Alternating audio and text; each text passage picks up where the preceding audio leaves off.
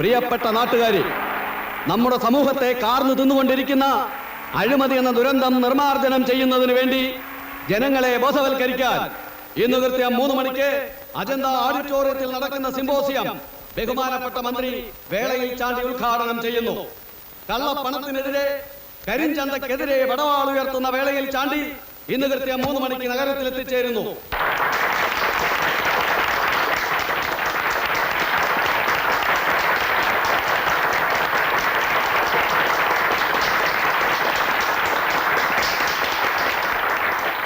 ബഹുമാനപ്പെട്ട മന്ത്രി ശ്രീ വേളയിൽ ചാണ്ടി ഇപ്പോൾ നിങ്ങളോട് സംസാരിക്കുന്നതായിരിക്കും.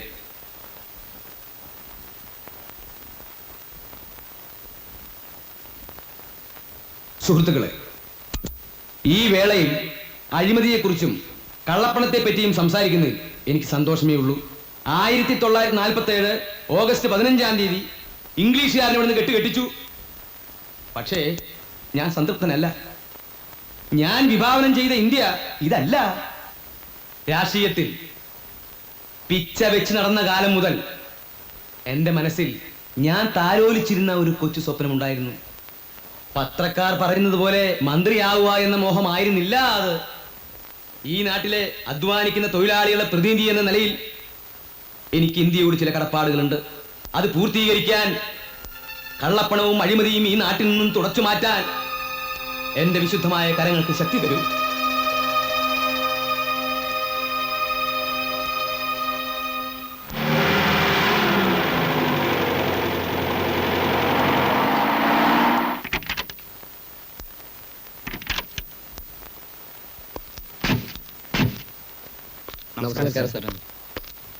എന്റെ പൊന്നു ലൂസി, ഞാൻ പറയുന്ന ഒന്ന് കേക്ക്.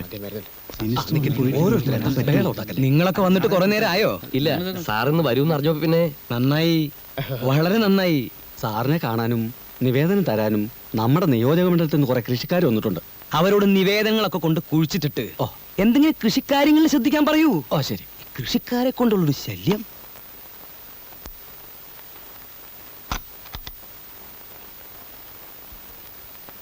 ഇരിക്കൂ. എങ്ങനെ പോണു കാര്യങ്ങളൊക്കെ? ഒരു ദിവസം കുഴപ്പമില്ലാതെ പോകുന്നുണ്ട്. ഇല്ലേ? പിന്നെ എന്തിനാ നാട്ടുകാർ ഈ മന്ത്രിസഭയെ കുറ്റപ്പെടുത്തുന്നത്? അതാ എനിക്ക് മനസ്സിലാവാത്തത്. വേളയിൽ ചാണ്ടി അഴിമതിക്കാരനാണ്, കള്ളപ്പണക്കാരനാണ് എന്നൊക്കെയല്ലേ ആരോപണം. അതൊക്കെ ഒന്ന് മാറ്റിയെടുക്കാനാ ഇന്ന് ഈ ചടങ്ങ് സംഘടിപ്പിച്ചത്. അതെന്തായാലും സാറിന്റെ ഇമേജ് വർദ്ധിപ്പിക്കും.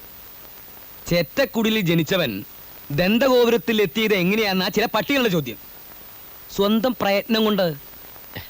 യേശുക്രിസ്തു ജനിച്ചത് കാലിത്തൊഴുത്തിലല്ലേ? ഇന്ന് ലോകം മുഴുവൻ അംഗീകരിക്കപ്പെടുന്ന ആളാ. എങ്ങനെ ഇവിടം വരെ എത്തി? സ്വന്തം പ്രയത്നം കൊണ്ട്. കർത്താവ് വന്നിട്ടുണ്ട്. കർത്താവോ? അതെ, നമ്മുടെ ഗോപിനാഥൻ കർത്താവേ, ആ ഹോട്ടൽ മുതലാളി. ഔ, എന്റെ ജീവൻ പോയി. അയാളോട് തൊട്ട അപ്പുറത്തെ മുറി പോയി കുത്തിരിക്കാൻ പറ. ഓ, ഞങ്ങൾ എന്നാ താമസിപ്പിക്കുന്നില്ല. സ്പിരിറ്റിന്റെ ലൈസൻസ് ഇപ്രാവശ്യവും. നിങ്ങൾ ധൈര്യമായിട്ട് പൊക്കോ. എന്താ അത്? കൈക്കൂലിയല്ല, ഫണ്ടിലേക്ക്.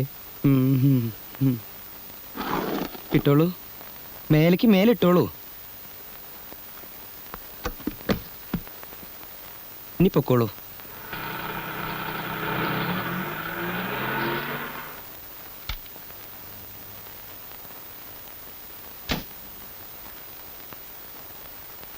എല്ലാവരും ഉണ്ടല്ലോ. മിനിസ്റ്ററെ കണ്ടു കഴിഞ്ഞാ? കഴിഞ്ഞു. കൃഷ്ണേട്ടൻ എന്താ താമസിച്ചേ? ഞാൻ അല്പം തിരക്കിലായിരുന്നു. എന്താ രവി, മന്ത്രി എന്ത് പറഞ്ഞു? പ്രത്യേകിച്ചൊന്നും പറഞ്ഞില്ല. വന്നേ, ഒരു മിനിറ്റ്. രവി, ഇപ്രാവശ്യമെങ്കിലും വയനാട് റേഞ്ച് എനിക്ക് വിട്ടുതരണം. ലേലമല്ലേ, ആർക്ക് ശ്രമിച്ചു നോക്കാവുന്നതല്ലേ ഉള്ളൂ. പോകാം. നമസ്കാരം. നമസ്കാരം. എന്തൊക്കെയാണ്? അകത്തുണ്ടല്ലോ. ഉണ്ട്. ഒന്ന് കാണട്ടെ. ആ ചെല്ല. എത്രയുണ്ട്? 4. നമസ്കാരം. താനായിരുന്നു ഒന്ന് മുട്ടിട്ട് വന്നൂറു. അങ്ങനെ ഒരു ആവശ്യമുണ്ടെന്ന് തോന്നിയില്ല. താ പുറത്തു പോയി നിൽക്ക്, അല്ലെങ്കിൽ വല്ലവരും കൊണ്ട് എഴുന്നള്ളൂ. ഓ, നാളെ തന്റെ മഞ്ഞപത്രത്തിൽ വരുവടോ മന്ത്രി വേളയിൽ ചാണ്ടിയുടെ തലയിൽ നോട്ടുകൊണ്ട് അഭിഷേകം എന്നൊക്കെ. ഒന്ന് ചുമ്മാ ഇരു സാറേ. അങ്ങനെ വലുതും ഇന്നേ വരെ എന്റെ പത്രത്തിൽ വന്നിട്ടുണ്ടോ? അങ്ങനെ അങ്ങോട്ട് തീർത്ത് പറയാൻ പറ്റില്ല. താ എനിക്കെതിരായ ചില ഒളിയമ്പുകൾ വിട്ടതൊന്നും ഞാൻ അറിയാതിരുന്നിട്ടില്ല. അല്ല, ഇനി അഥവാ അങ്ങനെ വലുതും വന്നിട്ടുണ്ടെങ്കിൽ അത് വല്ല അച്ചടിപ്പശകായിരിക്കും. അങ്ങനെയുള്ള അച്ചടി പെശക ഈ പെശകെന്ന് പറയുന്നത്. അത് വെച്ച് വലിയ കളി കളിക്കണ്ട. അതൊക്കെ പോട്ടെ, എങ്ങനെയുണ്ടോ തന്റെ പത്രത്തിന്റെ ഓട്ടം? 500 1000 അത് ഒരെണ്ണോ? അയ്യോ, 1,00,000 കവിയും. തുടങ്ങിയിട്ട് ഇന്ന് വരെയുള്ള കണക്കല്ല ഞാൻ ചോദിച്ചത്. ഓ, സാറിന്റെ ഒരു തമാശ. എടോ അമ്പലക്കള്ള, തനിക്ക് ബിൽഡിംഗ് പണിയുണ്ട്, അബ്കാരിയുണ്ട്, എസ്റ്റേറ്റ് ഉണ്ട്. പിന്നെ എന്തിനാടോ ഈ കടലാസിന്റെ വില പോലും കിട്ടാത്ത ഈ പത്രം കൊണ്ട് നടക്കുന്നത്? അതുള്ളത് കൊണ്ടാണല്ലോ സാറേ കഥകിൽ മുട്ടാതെ അകത്ത് കയറാൻ കഴിഞ്ഞത്. ആ ശരി ശരി, അതൊക്കെ പോട്ടെ. ഇപ്പൊ തന്റെ വരവിന്റെ ഉദ്ദേശം എന്താ? അത് പിന്നെ ഇതിൽ വെക്കല്ലേ, ഇത് എണ്ണിതാ. അവിടെ 1 2 3 4 5 അല്ലേ? ആ അത് പോട്ടെ. എടോ താൻ ഇന്നാളെ ഒരു ബ്ലേഡിന്റെ കാര്യം പറഞ്ഞില്ലേ? ഫോറിൻ ബ്ലേഡിന്റെ അല്ലേ എന്റെ അളിയൻ ദുബായിൽ നിന്ന് കൊണ്ടുവന്നത്? സാറിന് വേണോ? എന്തിനാ? കഴുത്തറുത്ത് ചാവാനാ? എടോ ബ്ലേഡ് കമ്പനി. ഓ, ദേവസ്യാന്റെ ബാങ്ക്. ഏത് ദേവസ്യേട്ടൻ? ഗോപുരം ചിറ്റ് ഫണ്ട്സിന്റെ ഉടമസ്ഥൻ. ഞങ്ങളുടെയൊക്കെ ദൈവം. ദൈവോ? അതെ, ലേലത്തിനൊക്കെ പോകുമ്പോ 10 20 ലക്ഷം മറക്കണമെങ്കിൽ അയാളെ ഉള്ളൂ. ചെവി അയാളുടെ ഇടപാടെങ്ങനെ വിശ്വസിക്കാവോ? ഭംഗി വാക്ക് പറയല്ല, എന്നേക്കാൾ വിശ്വസിക്കാം. താൻ അയാളെ ഒന്ന് വിളിച്ചു പറ, എനിക്ക് അയാളെ ഒന്ന് കാണണം. ഇപ്പൊ തന്നെ പറഞ്ഞേക്കാം.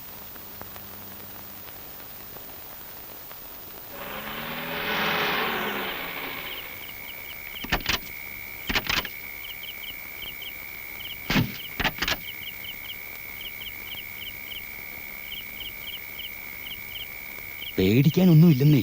ഇല്ലല്ലേ? ഇല്ല.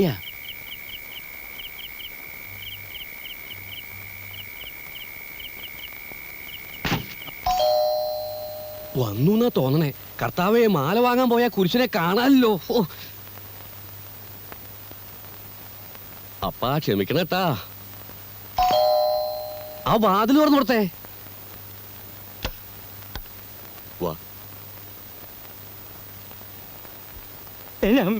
വളരെ പെട്ടെന്നായി പോയിട്ടാ. ഇത്തിരി മുമ്പ് അറിയിച്ചിരുന്നെങ്കിൽ താലിപ്പിലും കൂടി അറേഞ്ച് ചെയ്യായിരുന്നു.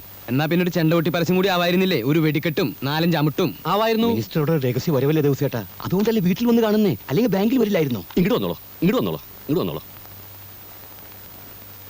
ഇരിക്കൂ, ഇരിക്കൂ. കൃഷ്ണ എന്റെ സ്വന്തം ആളാ. നിങ്ങളെ കുറിച്ച് വലിയ അഭിപ്രായം പറഞ്ഞപ്പോ നേരിട്ട് കണ്ടുകളയാന്ന് വിചാരിച്ചു. നമ്മളെ മഹാഭാഗ്യം എന്നല്ലാണ്ട് എന്താ പറയാ. നിങ്ങളുടെ ഈ എന്താ അതിന്റെ പേര്? ഗോപുരം ചിറ്റ് ഫണ്ട്സ് എന്നാണ്. ആ, എന്നാ തുടങ്ങിയത്? 1115 ഉം, അപ്പന്റെ അപ്പനായിട്ടാണ് കമ്പനി തുടങ്ങി. അന്ന് തൃശ്ശൂർ പേരൂർ കുറീസ് ക്ലിപ്റ്റ് എന്നായിരുന്നു പേര്. ഉം. ആയിരിക്കണ അപ്പാപ്പന്, അതിന്റെ അടുത്തിരിക്കണ അപ്പന്, അപ്പനായിട്ടാണ് കമ്പനി വലുതാക്കി. നമ്മളത് ഏറ്റെടുത്തപ്പോ കമ്പനിയുടെ പേര് മാറ്റി ഗോപുരം ചിറ്റ് ഫണ്ട്സ് എന്നാക്കി. അതേതായാലും നന്നായി. ഗോപുരം എന്ന് പറയുമ്പോ ഉയർച്ചയാണല്ലോ. പേര് മാറ്റി വെച്ചിട്ട് പാരമ്പര്യത്തിന് കുറവില്ലാട്ടാ. മറ്റുള്ള ബ്ലേഡ് കമ്പനികളൊക്കെ ഡും ഡും പൊട്ടിപ്പോ. എങ്ങനെ പൊട്ടിപ്പോ? ഡും ഡും പൊട്ടിപ്പോ. എവിടെ വീട്? വീട് തൃശ്ശൂരിന്. ആ. ഡും ഡും പൊട്ടിപ്പോ ഈ ഗോപുരം ചിറ്റ് ഫണ്ട്സ് ആണ് പിടിച്ചു തന്നെ. 24 hours പൈസ മുഴുവൻ മടക്കി കൊടുക്കും ഡെപ്പോസിറ്റേഷൻ ഞാനൊരു പരസ്യം കൊടുത്തു. ഒറ്റെണ്ണം വന്നില്ല. എന്തുകൊണ്ടെന്ന് കാരണം എനിക്കറിയില്ല. ആ, സ്വിസ് ബാങ്കിനൊക്കെ വിശ്വാസം നമ്മുടെ കമ്പനി. സാറിനത് ബോധ്യാവും. എനിക്ക് ബോധ്യപ്പെട്ട തനിക്ക് നല്ലത്. അപ്പോ കാശിനി 3-4 മാസം കഴിഞ്ഞല്ലേ ആവശ്യം വരുള്ളൂ. അതെന്താ 3-4 മാസം കഴിഞ്ഞ് എന്റെ മക്കളുടെ കല്യാണം ഉണ്ടാ? അതല്ല, തെരഞ്ഞെടുപ്പ്. തെരഞ്ഞെടുപ്പിനുള്ള പണമൊക്കെ ഞാൻ നാട്ടിൽ നിന്ന് പിരിച്ചോളാം. എന്നും ഈ രാഷ്ട്രീയം കൊണ്ടുകൊടുക്കാൻ പറ്റുമോ? ഇതൊക്കെ പിൽക്കാലത്തേക്കുള്ളൊരു സുരക്ഷിതത്വം അത് വേണം. ആ, പിന്നൊരു കാര്യം, എനിക്ക് തന്റെ ബാങ്കിൽ നിക്ഷേപം ഉണ്ടെന്നുള്ളത് ഞാനും താനും ഈ കൃഷ്ണനും മാത്രമേ അറിയാൻ പാടുള്ളൂ. 4ാമത് ഒരാൾ അറിഞ്ഞാൽ അയ്യോ, അത് പിന്നെ നമുക്ക് അറിഞ്ഞൂടെ. പിന്നെ ഇത് മാത്രം ആക്കണ്ടാട്ടാ. ഇനി നമ്പർ 2 ഉണ്ടെങ്കിൽ അത് സ്വന്തമാവണമെന്നില്ല. ബന്ധുക്കളോ സുഹൃത്തുക്കളോ ആരായാലും നമ്മുടെ അടുത്തേക്ക് അയക്കണട്ടാ.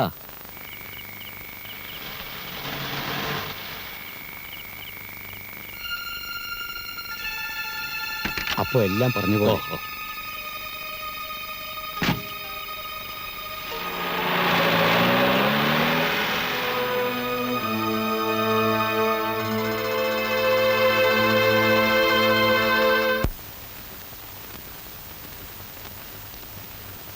ഇതാരവിടെ കൊണ്ടുവന്നേ?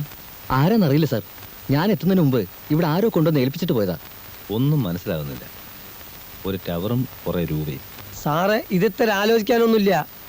10-ാം തീയതി രാവിലെ സിറ്റിയിൽ ഏതെങ്കിലും ഒരു ടവർ ബോംബ് വെച്ച് തകർക്കുന്നു തന്നെ. അപ്പൊ നോട്ടിന്റെ ചിത്രോ? പിന്നെ പൈസ ചെലവാക്കാണ്ട് ബോംബ് കിട്ടോ? എത്ര പൈസയാലും സംഭവം നടത്തുന്നു തന്നെയാ. ഇതിപ്പോ ഏത് പോലീസുകാരനും മനസ്സിലാവുന്ന ഭാഷ അല്ലേ? എടോ, ഈ ടവറിന്റെ പടം ഉണ്ടെന്ന് കരുതി അത് ടവർ തന്നെയാണെന്നുണ്ടോ? അക്കാര്യത്തിൽ ചതിവുണ്ടാവില്ല. ഈ കള്ളന്മാര് പൊതുവെ സത്യസന്ധരായിരിക്കും. ഇയാൾ എവിടുന്ന് വന്നത്? നിങ്ങൾ എന്ത് മണ്ടത്തരമാണ് ഈ പറയുന്നത്? ഈ ടവറിന്റെ പടം കണ്ട ഉടനെ ഗോപുരം ചിട്ടി ഫണ്ട്സ് ആണ് കള്ളൻ ഉദ്ദേശിച്ചിരിക്കുന്നതെന്ന് നിങ്ങൾക്ക് എങ്ങനെ പറയാൻ തോന്നി? സാർ, ടവറുമായി നേരിട്ട് ബന്ധമുള്ള ഒരു കാര്യമാണെങ്കിൽ ഇങ്ങനൊരു സൂചന വരില്ലല്ലോ. എന്തുകൊണ്ട് തന്നുകൂടാ? ലൂസി പറയാറുള്ളത് പോലെ കോമൺ സെൻസ് ഇല്ലാത്തവരാണ് ഇവിടെ പലരും. ഒരു കാര്യം ചെയ്യും, സിറ്റിയിലുള്ള എല്ലാ ടവറുകൾക്കും ശക്തമായ പോലീസ് കാവൽ ഏർപ്പെടുത്തണം. സാർ, പറയുന്നത് അനുസരിക്കാൻ പഠിക്കണം ആദ്യം. പിന്നെ നിങ്ങൾക്ക് നിർബന്ധമാണെങ്കിൽ 2 പോലീസുകാരെ ആ ചിറ്റ് ഫണ്ട്സിന് മുമ്പ് നിർത്തിയേരെ. അതല്ല സാർ. Don't confuse me.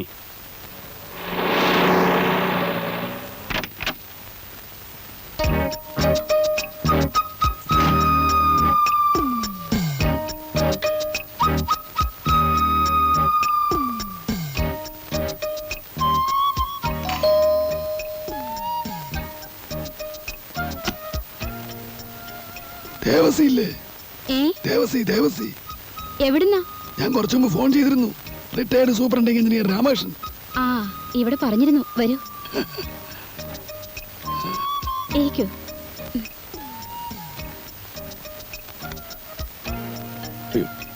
നമസ്കാരം. നമസ്കാരം. നമസ്കാരം. ഇരുന്നോളൂ. നേരിട്ട് കാണുന്ന ആദ്യമായിട്ടാണെങ്കിലും ധാരാളം കേട്ടിട്ടുണ്ട്. നമ്മളും കേട്ടിട്ടുണ്ടെന്നാ തോന്നണേ. റിട്ടയർ ചെയ്യുമ്പോ രാമ സാർ എവിടെയായിരുന്നു? കണ്ണൂരായിരുന്നു. നമ്മുടെ മിനിസ്റ്റർ ചാണ്ടിച്ചനും ഞാനും പണ്ട് മുതലേ ക്ലോസ് ഫ്രണ്ട്സാ. മൂപ്പരോട് അടുക്കുന്നവരൊക്കെ ഫ്രണ്ട്സാണ്. എന്തൊരു ആത്മാർത്ഥയാണ്. അപ്പോ മുഖവരില്ലാതെ കാര്യം പറയാം. ഫോണിലൂടെ ഇത്തരം കാര്യങ്ങൾ എങ്ങനെയാ സംസാരിക്കുന്നതെന്ന് വിചാരിച്ചിട്ടാ നേരിട്ട് വന്നത്. നന്നായി, വളരെ നന്നായി. എല്ലാ കാര്യങ്ങളും മിനിസ്റ്റർ എന്നോട് പറഞ്ഞിട്ടുണ്ട്. ആ ഒറ്റ ഉറപ്പിലാ എന്റെ പണം നിങ്ങളെ ഞാൻ ഏൽപ്പിക്കുന്നത്. അപ്പോഴേ ആ ഇരിക്കണ അപ്പന്, അതിന്റെ അടുത്തിരിക്കണ അപ്പന്റെ അപ്പന്റെ അപ്പനായിട്ടാണ് ഈ സ്ഥാപനം തുടങ്ങി. അപ്പനായിട്ട് അതിനെ വളർത്തി, നമ്മളായിട്ട് അതിനെ ഒന്നും കൂടി വളർത്തി. കർത്താവിന്റെ കാരുണ്യം കൊണ്ട് ഈ നാട്ടിൽ സാധാരണക്കാർക്ക് ദാരിദ്ര്യം ഉള്ളിടത്തോളം കാലം നമുക്കൊരു കുഴപ്പമില്ല. വിശ്വസിക്കാം, കണ്ണടച്ച് വിശ്വസിക്കാം. എന്നാ പണവുമായി ഞാൻ നാളെ രാവിലെ ഓഫീസിലേക്ക് വരാം. റോസിയെ, രാമൻ സാറ് ചായ എടുത്തോ? സാരമില്ല, ചായ കുടിച്ചോ. നമുക്കൊരു ഭാര്യയുണ്ട്, നല്ല അസല് പോത്തണ്. മിനിസ്റ്ററെ വിളിക്കുകയാണെങ്കിൽ നമ്മുടെ വകയായിട്ട് സ്പെഷ്യൽ നന്ദി കൂടെ പറഞ്ഞോളൂ. ദേവസി പറഞ്ഞാ പിന്നെ പറയാതിരിക്കാൻ പറ്റുമോ? നല്ല കാര്യായി.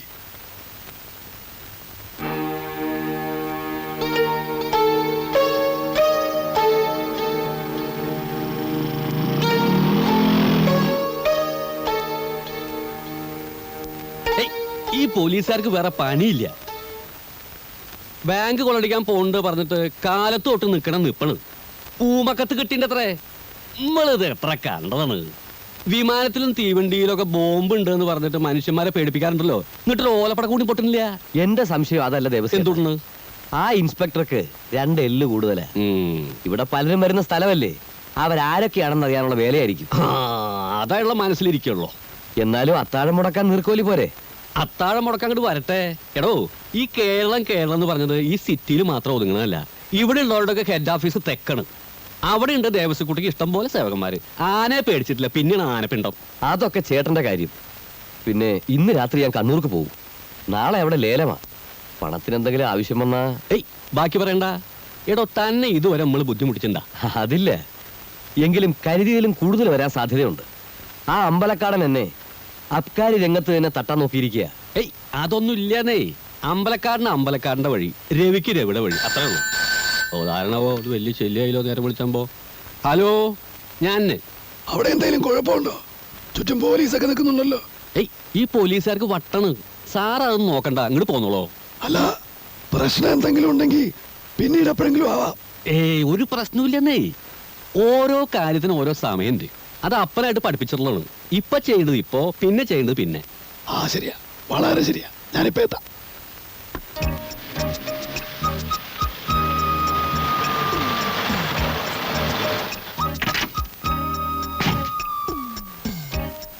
എന്താ ഇൻസ്പെക്ടർ സാറേ, ദേവസിയുടെ ബാങ്കിന്റെ പോയി പോലീസും പട്ടാളമൊക്കെ? നിങ്ങളാരാ? റിട്ടയർഡ് സൂപ്രണ്ടിംഗ് എഞ്ചിനീയർ രാമൻ സാറേ, ഇങ്ങോട്ട് പോന്നോളോ. സാറ് നമ്മുടെ സ്വന്തം ആളാണ്, പേടിക്കാനൊന്നുമില്ല. ഇങ്ങോട്ട് പോന്നോളൂ. ചെല്ലട്ടെ.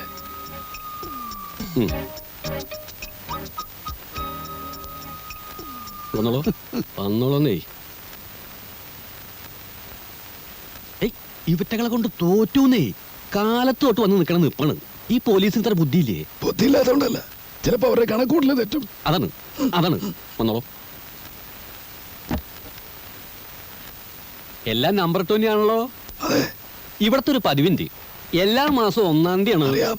ഒക്കെ മിനിസ്റ്റർ പറഞ്ഞിട്ടുണ്ട്. ആ പെട്ടി തിരിച്ചു വേണം. അതിനെന്താണ്, ഈ ക്യാഷിന്റെ കാര്യമൊക്കെ നമ്മൾ തന്നെ കൈകാര്യം ചെയ്യുക. അപ്പനുള്ള കാലത്ത് തന്നെ അങ്ങനെയാണ്. സ്റ്റാഫിനും കൂടി ഡീറ്റെയിൽസ് കൊടുക്കില്ല. അതുകൊണ്ടാണ് ഇത്ര സേഫേ. ഇരിക്കോട്ടോ.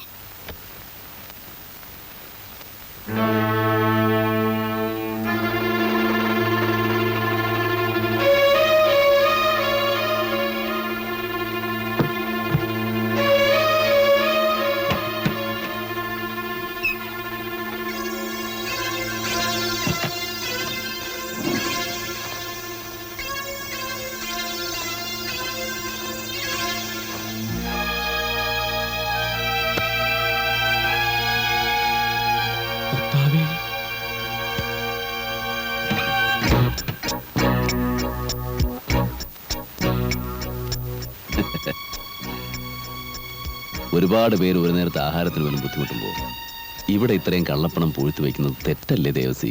ആ പണമൊക്കെ പെട്ടിലാക്കിക്കോളൂ, ആവശ്യക്കാർ ഉപകരിക്കട്ടെ.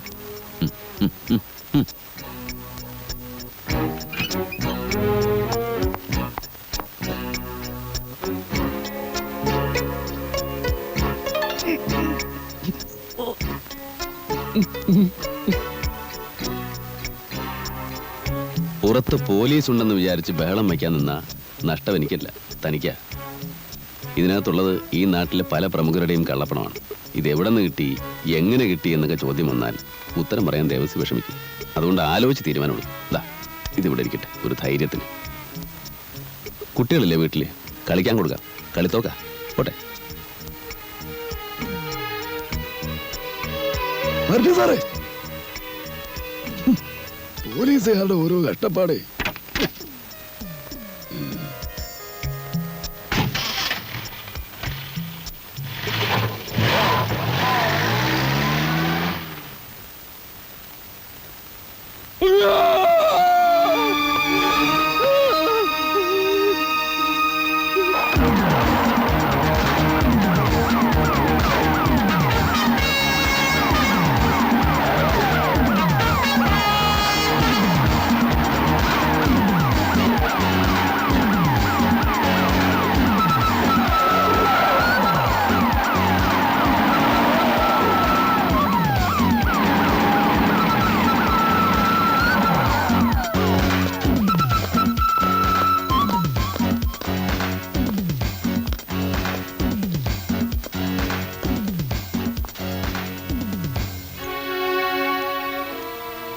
Thank you inspector.